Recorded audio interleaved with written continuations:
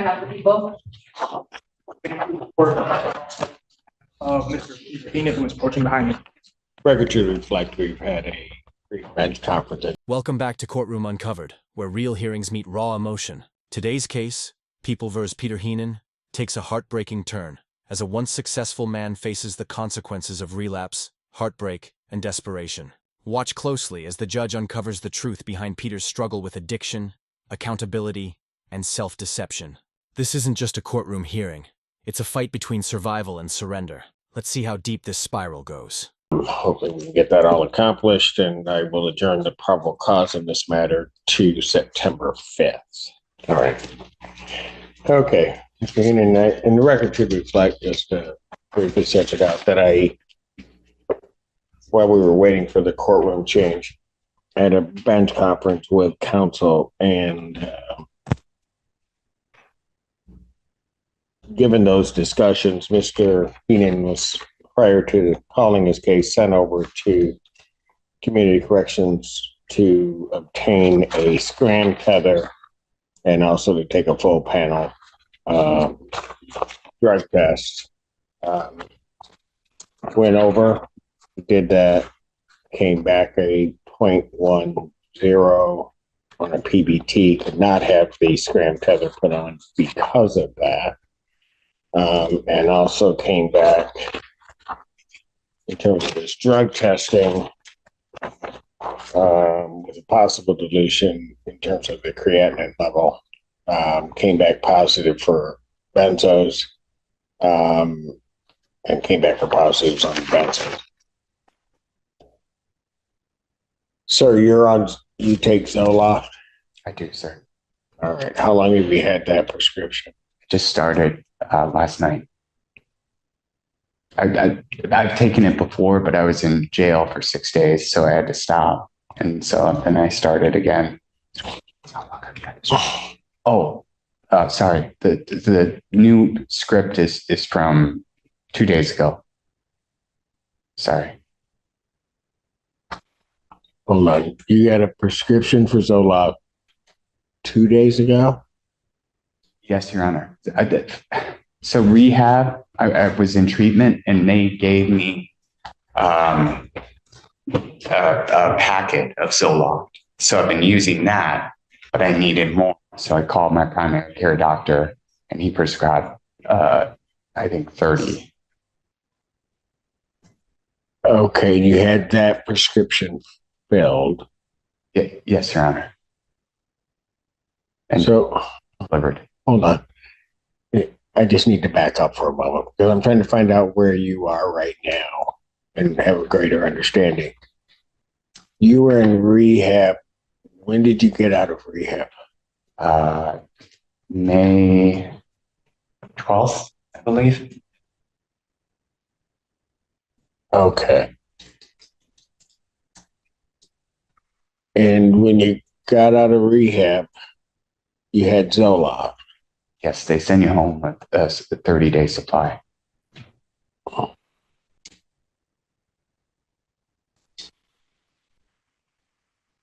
And so at some point, then you ran out. No, I still have some, but I needed to call my doctor anyway and tell him about this. And so I asked for a refill. Okay. All right.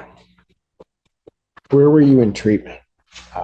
West Palm Beach, and it's called Hanley. It's a very good treatment center. To what? A very, very good treatment center. How long were you there? I was originally 30 days, but I extended to 45 voluntarily. Was there aftercare that was to follow that? There was. So I have a therapist. The University of Michigan IOP can't take me for 6 months because I missed an appointment, and because you missed an appointment with them. Yes, and that's their policy. Yeah. So since you missed that, have you been doing anything? Because you were supposed to go and do intensive outpatient. Yes. Right. So at the point that you're supposed to go into intensive outpatient, you find out that you can't get in at U of M. What do you do? So I have SoberLink, and my kids have a GAL. So I'm required to do multiple AA meetings a day. Okay, but I get that. But in terms of an IOP, I mean, oh, sorry. But just go ahead if you want to try.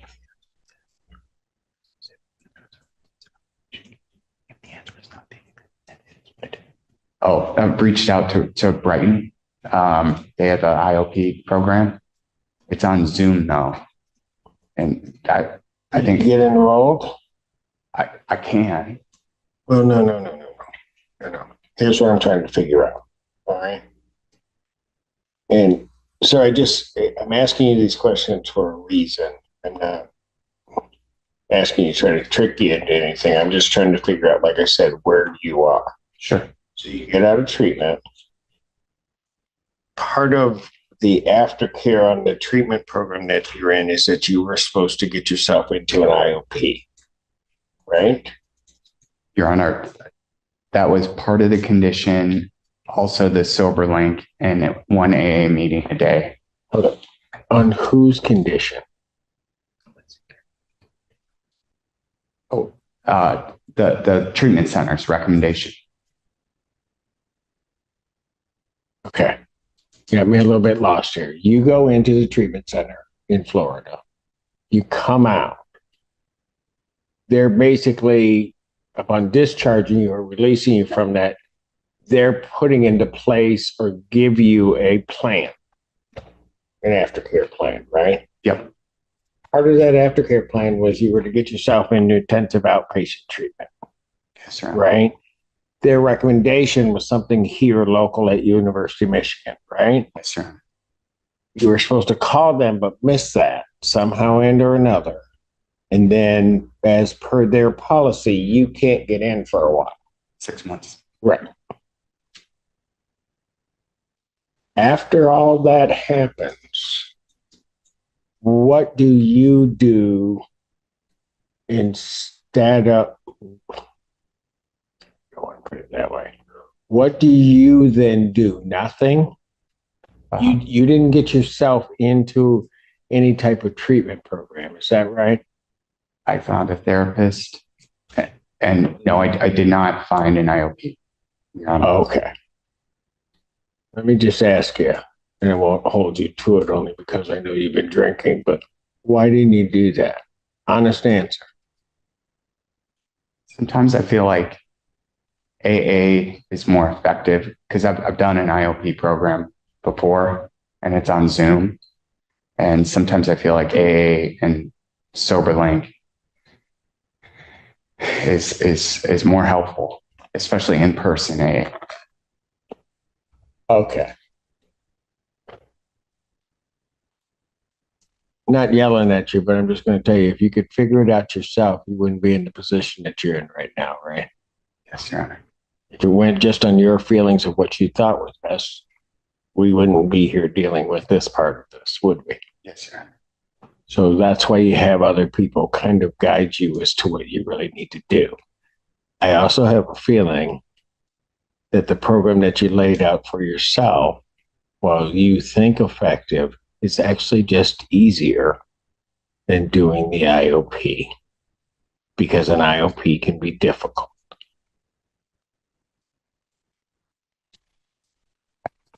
I desperately wanted that Michigan ILP 9 to 1, Monday, Wednesday, Thursday. And I just screwed it up. Right.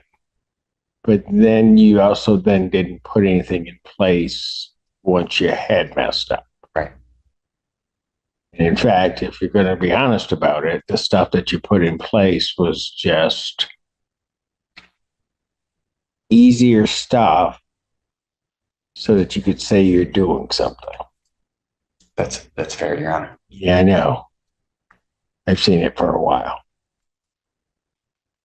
And that's why you weren't going to go into the IOP. it was the easier path. Yeah. All right. Mr. Heenan, let me ask you this. You blew a 1-0. When did you stop drinking? When's the last time you had a drink? So about 4, I woke up and my hands were shaking. So I drank some high noon. And then at How 7, much high noon did you have? just enough till my hands stopped shaking. Okay, what's that? Tell me what that means. Like for me, it's like 4 to 6. And then at 7 this morning, when the liquor stores open, I had a DoorDash delivery of more high noon. And I drank again until my hands stopped shaking. And how much did you have that time? Your Honor, honestly, I just kept drinking until my hands stopped shaking. It was a 4-pack. Okay. It was a 4-pack? High noon comes in 4-pack. Right. And so did you drink them all? Oh, yeah. Okay. And how long did that take you? I chugged. Okay. So that DoorDash delivery at 7, that was the last you had? Yes, and my hands were shaking, so I've got a bunch of empties, and this is how desperate I was. I would pick up all the empties on my table and see if there were sips. And there was one that was like that full, and I chugged that as well. It wasn't. What? Hold on. Sorry. What time did you do that? It was between 7 and 8 because I knew I had this coming. Okay. I didn't want to come in under the influence.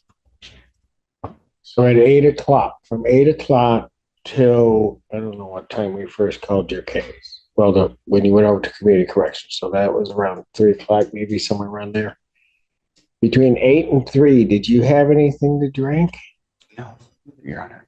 It was 2:30 at community corrections. Okay, at 2:30. But so from when you chugged that half to 2:30, you didn't have anything to drink. No, Your Honor. Last night, I drank quite a bit, though. I lost my boys in a dispute, and I've been on a bender. Okay. So, Mr. Heenan, I'm just trying to, like I said, I'm trying to figure out where you are and trying to, when you say you've been on a bender, what were you drinking the night before and how much? White Claw. I drank, probably 15. Okay. And that would have been last night sometime. When you say that you stopped about 4, you said, or something like that? I woke up at 4. You woke up at 4. So yesterday you were drinking White Claw. You had about 15 Yes, Your Honor. for over just that day, that evening? All day, yeah. Okay. And at some point, you stopped drinking. Either you passed out or you just stopped. Yeah. No, I You felt probably passed out. passed out, Your Honor. Yeah. And then you woke up at 4. Yep. And then you needed something else. Yeah, my hands were Right. I get why. But you needed something else, and that's when you got the other stuff. Or you already had that. I already had it. Okay. I White Claw and High Noon. I usually when I'm sober, I'm a fit person. I run marathons and stuff. So High Noon and White Claw are the lowest calorie drinks. Okay. And so then you switched to the High Noon, and you did that, right? Chugged them. You're Heenan? Do you think you're in trouble? I mean, just not with the court. I'm not talking about with the court.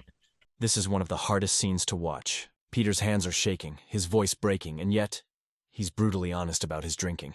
Legally, his admission of consuming alcohol while on bond is a direct violation, but emotionally, it's a cry for help. The judge's reaction isn't anger, it's concern. When he says, "If I let you out tonight, you won't make it through the night," that's not a sentence. That's a lifeline. Think about it. This is justice with empathy, a system trying to save a man from himself. Do you think judges should take this kind of emotional approach? Or should the law stay cold and impartial? Let us know below. But just with you and your sobriety.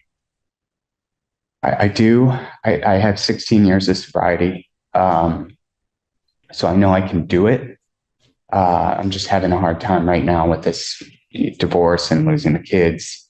And just life is hard right now. You know, I had to resign my job I loved. It's just been rough. Okay, so right now you're also not working. I had to resign to go to treatment. All right. So here's what I'm just going to let you know that you're going to be staying at the Washington County Jail, temporarily revoke your bond. Okay. And I'm not doing that necessarily as a punishment, but I have no way to release you and keep the community nor you safe. Okay. And I'll just ask you this.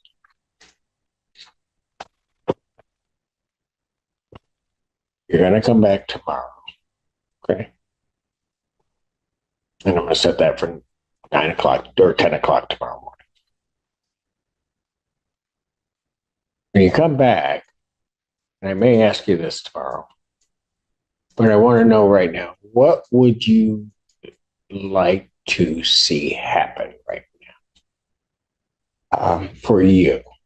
I would like it to scram tether and start taking antabuse. Okay, Mr. Heenan, is that what you really would like to see happen? I need some accountability, yes.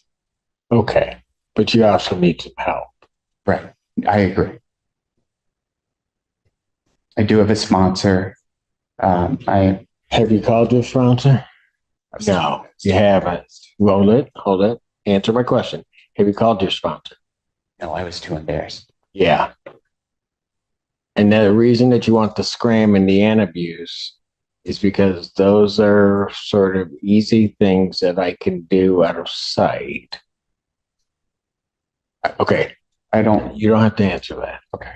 Okay, because I know what's going on. I've been doing this a minute. Okay. Between now and tomorrow morning, here's the thing that you're going to have to do. You're going to need to do the hard work. This isn't going to be easy. And you have to get in your head, because you've done it before, but you have to get in your head that there's not going to be an easy path. This is going to be a hard path for you. And I think you really do know that inside. You just don't want it to come out. People don't come to me whenever they're before me and ask me, give me a hard way to go, Judge. They don't do that, right? So I'm not expecting you to necessarily say that to me.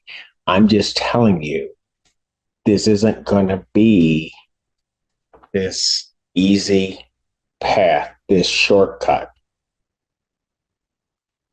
And you got to wrap your head around that, right? You just have to understand that.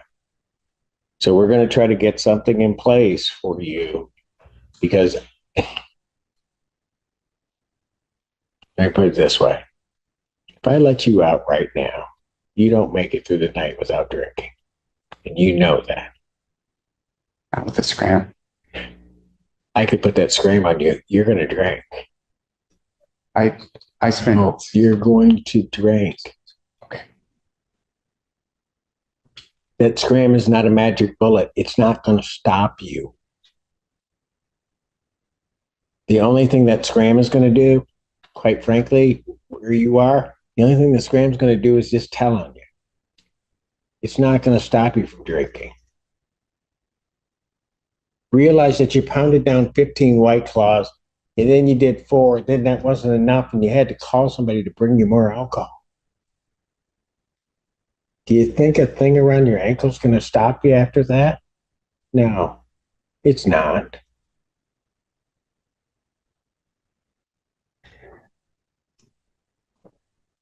Jail was really hard for me. I know. So that alone would stop me.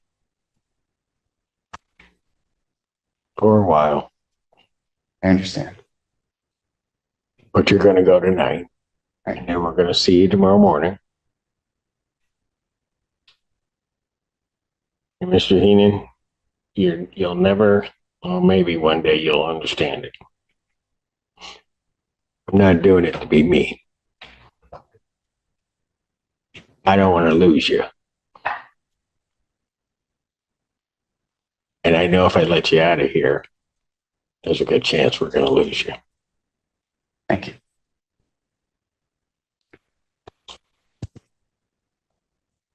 Probable cause conference will be adjourning. I'll just also call it a bond hearing. 2024 at 9 a.m. or as your invite indicates. Anything additional? Nothing from defense, Your Honor.